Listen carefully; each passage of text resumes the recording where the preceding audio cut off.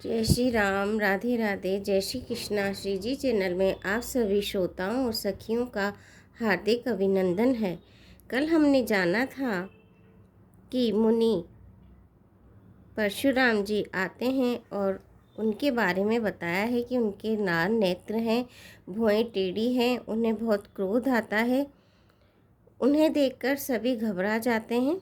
आगे चलते हैं।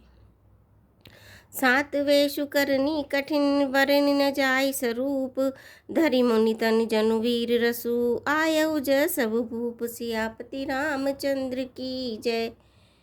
शांत वेश है परंतु करनी बहुत कठोर है। स्वरूप का वर्णन ही नहीं किया जा सकता। मानो वीर रसी मुनि का शरीर धारण करके जहाँ सब राजा लोग हैं वहाँ आ गए हों। परशुराम जी का भयानक वेश देखकर सब राजा भय से व्याकुल हो उठे, खड़े हो गए और पिता सहित अपना नाम कह कहकर सब दंडवत प्रणाम करने लगे। परशुराम जी हित समझकर भी सहज ही जिसकी ओर देख लेते हैं वह समझता है मानो मेरी आयु पूरी हो गई। फिर जनक जी ने आकर सिर नवाया और सीता जी को बुलाकर प्रणाम करवाया। परशुराम जी ने सीता जी को आशीर्वाद दिया। सखियां सभी हर्षित हुई और वहां अधिक देर ठहरना ठीक न समझकर बेसयानी सखियां उनको अपनी मंडली में ले गईं। फिर विश्वामित्र जी आकर मिले और उन्होंने दोनों भाइयों को उनके चरण कमलों पर गिराया। विश्वामित्र जी ने कहा, ये राम और लक्ष्मण राजा दशरथ के पुत्र हैं। उनकी सुंदर जोड़ी देखकर परशुराम जी ने आशीर्वाद दिया। कामदेव के भी मत को छुड़ाने वाले श्री रामचंद्र जी के अपार रूप को देखकर उनके नेत्र स्तंभित हो रहे।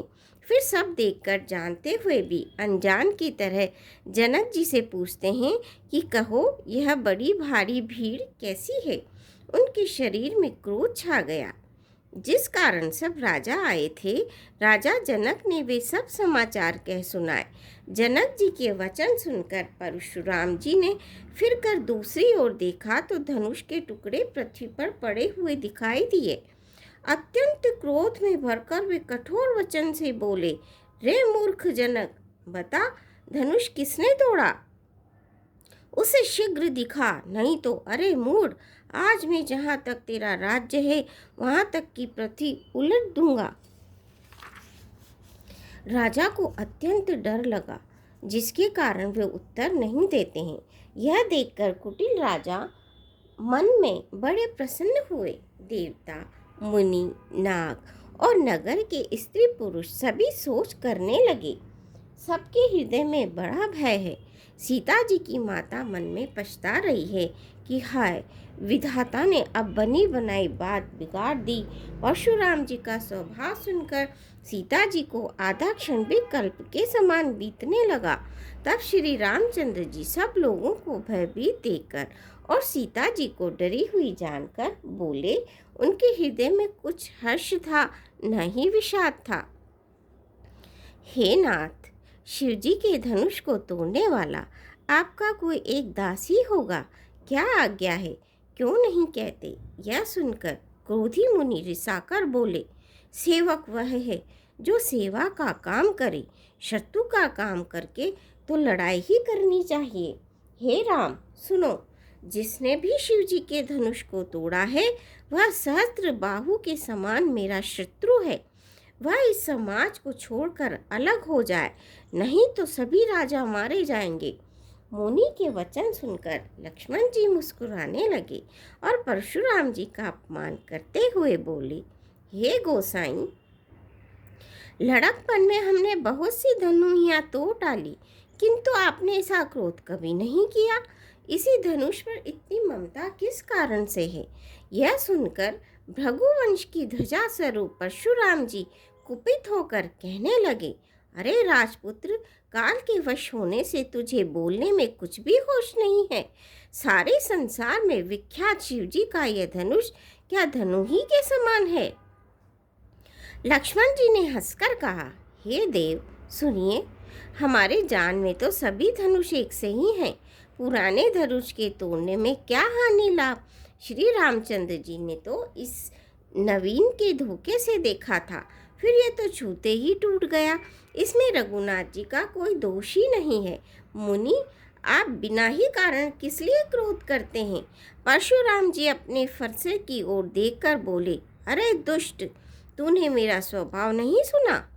मैं तुझे बालक जानकर नहीं मारता हूँ। अरे मूर्ख, क्या तू मुझे निरा मुनि ही जानता है? मैं बाल ब्रह्मचारी और अत्यंत क्रोधी हूँ। क्षत्रिय कुल का शत्रु तो विश्व भर में विख्यात है। अपनी भुजाओं के बल से मैंने पृथ्वी को राजाओं से रहित कर दिया और बहुत बार उसे ब्राह्मणों को दे डाला। हे राजकुमार, सहस्त्र भाव की भुजाओं को काटने वाले मेरे इस फरसे को देख। अरे राजा के बालक, तू अपने माता पिता को सोच के वश न कर। मेरा फरसा बड़ा भयानक है। यह गर्भों के बच्चों का भी नाश करने वाला है। लक्ष्मण जी हंसकर कोमल वाणी से बोले, अहो मुनीश्वर, तो आपने को बड़ा भारी योद्धा समझते हैं। बार बार मुझे कुल्हाड़ी दिखाते हैं, फूंक से पहाड़ उड़ाना चाहते हैं। यहाँ कोई कुम्हेर की बतिया छोटा कच्चा फल नहीं है जो तर्जनी सबसे आगे की उंगली देखते ही मर जाती है। कठोर और धनुष बाण देखकर ही मैंने कुछ अभिमान सहित कहा था। भृगुवंशी समझकर और यज्ञोपवीत देखकर तो जो कुछ आप कहते हैं उसे मैं क्रोध को रोककर सह लेता हूँ।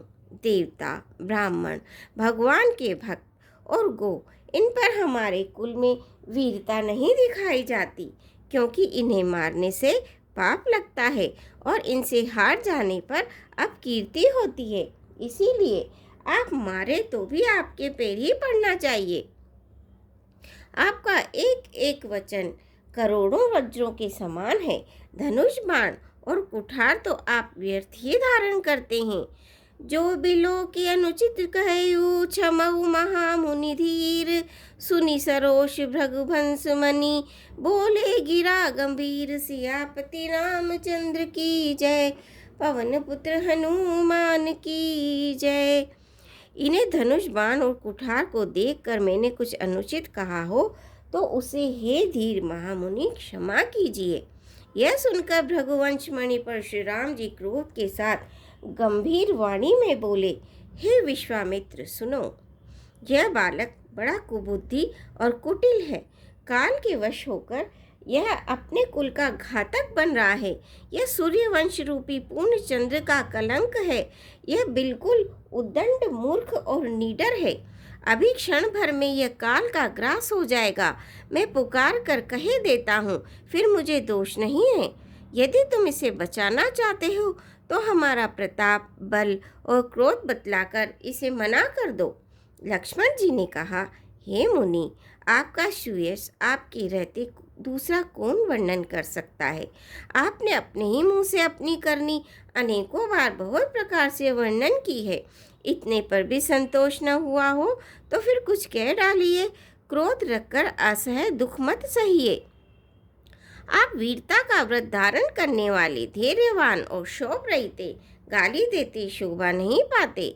सूर समर करनी करई, कहीं न जनावई आपू, विद्यमान रन पाई रिपु, कायर कथई प्रताप सियापति रामचंद्र की जय, पवन पुत्र हनुमान की जय।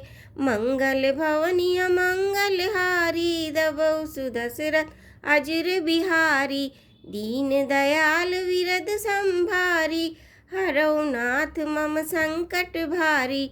श्रोताओं, आज के लिए बस इतना ही। कल आपसे फिर भेंट होगी। आशा है आप मेरे चैनल को सब्सक्राइब करेंगे, वीडियो को लाइक करेंगे, शेयर करेंगे। धन्यवाद।